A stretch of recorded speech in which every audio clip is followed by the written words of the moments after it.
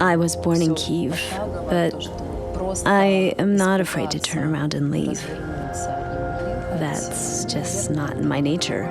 I know that's just what the enemy wants, to scare us.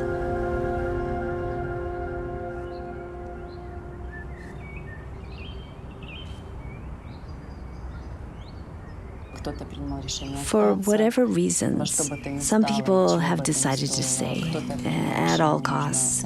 The others have decided that saving their lives is most important and moved abroad. The war erased some of the personal boundaries, what I was afraid of. I managed to move on, and I got married on the 8th of March. After the beginning of the war, my husband went to the siege of Mariupol. That was the moment I realized that we're in the unknown. I can't even call him to find out how things are going, and we can't talk for 1 or 2 days. It can be up to 3 weeks or a month. My son has diabetes, and he still requires certain food. Insulin, of course, and the quality of food also plays a big role. I realize that all of my thoughts about my power and how strong I am for my age were nonsense. Thank God we haven't skipped a lesson, not once. You know, the day when the war started, we decided to go on, and we will dance, despite everything happening. I hope that we will continue. We have lasted these months with online classes.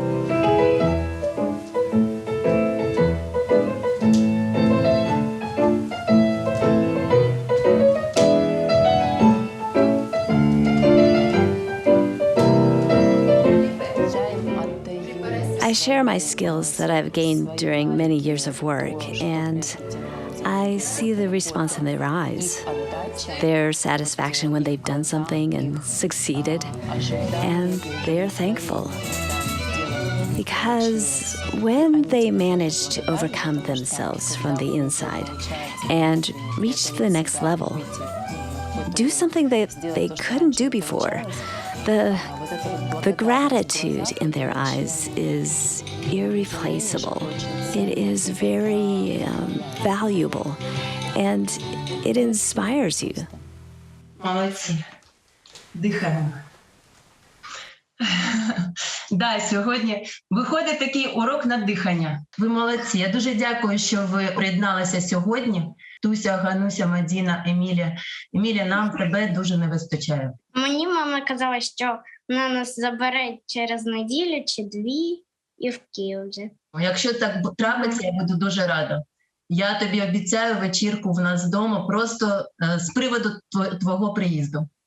О, посмішки вже у Тусі і Ганусі все на обличчі. Гарного вечора. Пока. До побачення.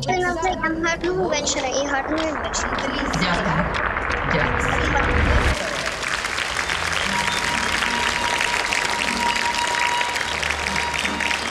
You know, I've been dancing on the stage for 20 years, and you do that not just because you want to, or you're healthy enough. You do it only if you love it. It's a bit of a fairy tale, but in reality, it's not like that. The stage is a gift. It's not for everyone, and that's great. But at the same time, that means work. That means no matter which pain you have, no matter what's going on in your family right now, it doesn't matter if you want it or not. You go on and do what you need to do. People are not coming just to watch the correct body lines. They are coming for a fairy tale. They want to watch the story.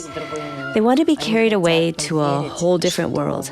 They want to believe that people can fly, that it is possible to not be chained by problems. And when you realize the fairy tale is sincere, and you know that you are heard and seen, that is maybe what freedom really is.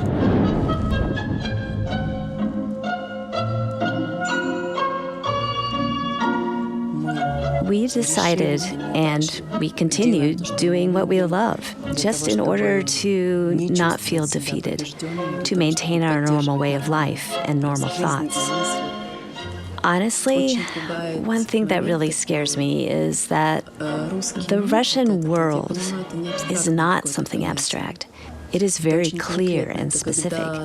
When a captured Russian soldier calls his house and his mother asks, "Will something happen to me?" just because her son has phoned. What are the priorities of these people and what drives them? That's what scares me a lot. Приходи, хорошо, возвращайся, как себе домой, да? Потому что нужны такие люди творческие, как ты. Они должны вместе работать. Мы на сцене Национального оперы свои спектакли, вот все выступаем здесь. Это что же удержаться на плаву? Так что приходи.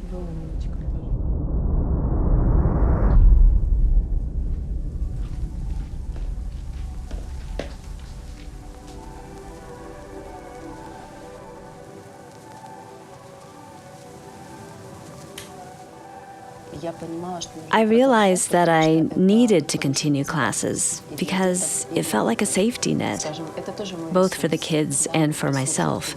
I can say that it is my resource too. You receive energy from something in order to be alive, and now it is our first week since we renewed our work in the dance hall. From 30 kids in class, there are only 4 to 5 attending, and 4 girls are still working online. Of course, that's not easy, but now I have gotten used to it. Now I have faith that we are going to deal with it. And the fact that I can say it aloud is a success for me. Завтра, ті, хто у Києві, ми будемо зустрічатися біля 2-ї години. Плануйте, і зал завтра буде інший. Це буде Жовтневий палац. Я все напишу в групі. Добре, зайки? Буде чудово.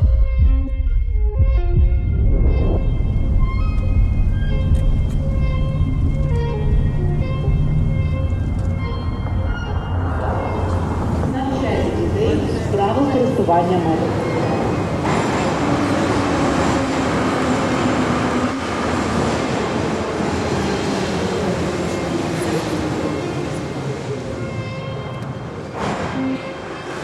It is me who set high standards in Dance Through the War. I would never tell someone halfway to the goal, "Oh, I'm sorry, I didn't manage to do it." That doesn't fit my morals, and I would never do that to the children. And I also thought that if I stopped dancing, everything would end. But this continuation in the children, it gives me even more freedom. It feels like before I was limited by my abilities, but now I met talented children who can implement what I could never do. And there are children now who are much more talented than I was back at their age. And that's great, to continue talking through the children.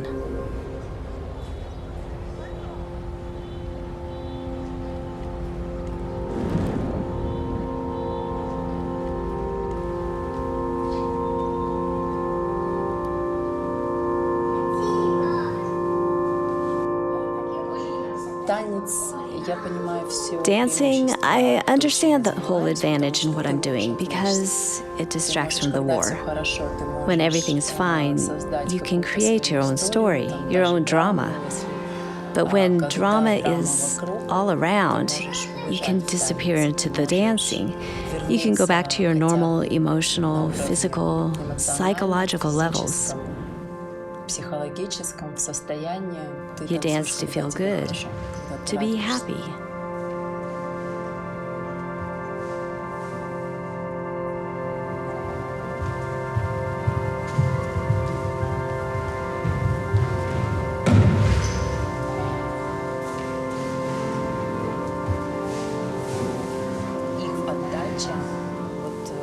Their response, their eyes, their satisfaction when they did something, it's a success.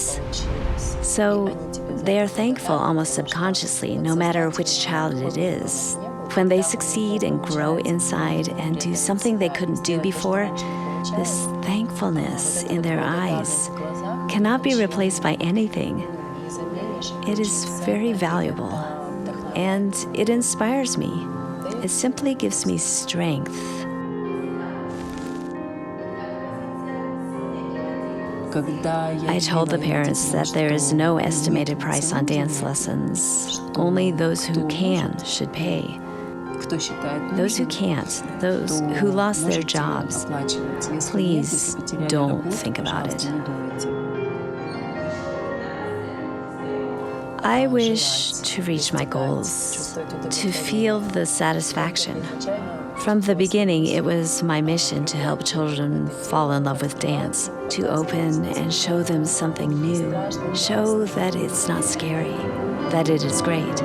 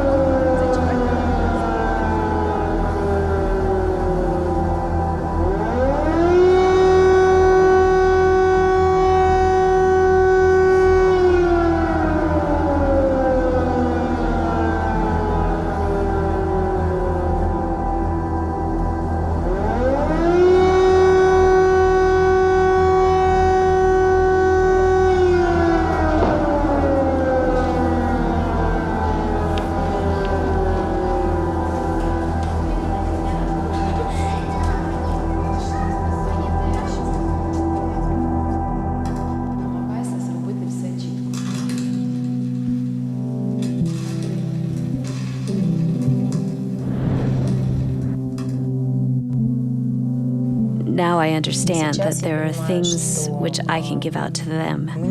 The most important thing is to avoid setting barriers for yourself. Improve yourself everywhere you can. I used to think that someone would come and do it for me, or it would come naturally.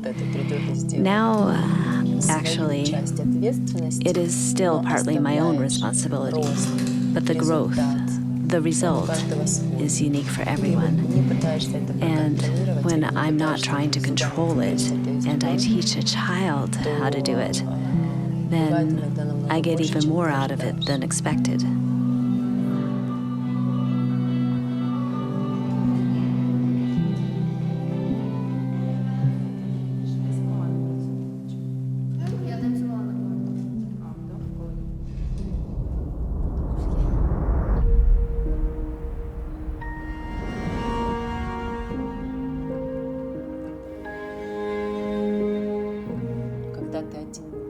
When you meet face to face with this war stress, I think, first of all, you are growing personally. You are changing in a better way. But you need to stay strong. You make your choice to move on and still rejoice and hope, or to fold your wings, to be sad, sit and wait until everything ends.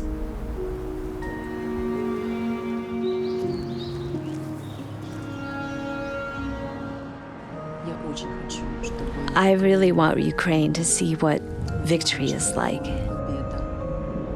Even when it is difficult and you're tired, when you have nothing to hold on to, and where there is the whole unknown, you still wake up every morning and continue moving on and enjoying the little things.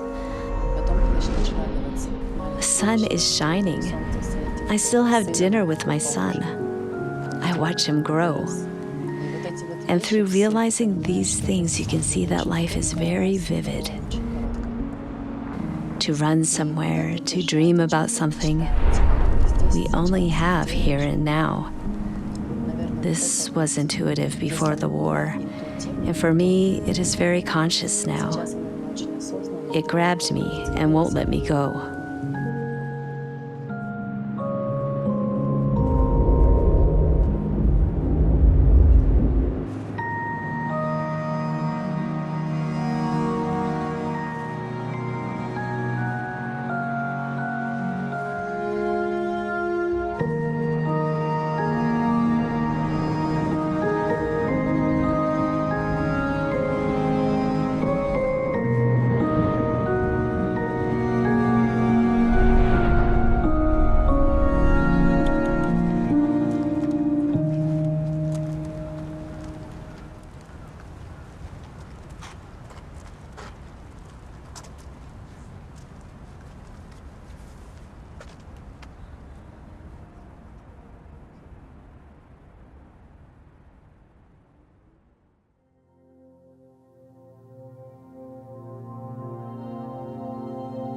Help us dance through the war.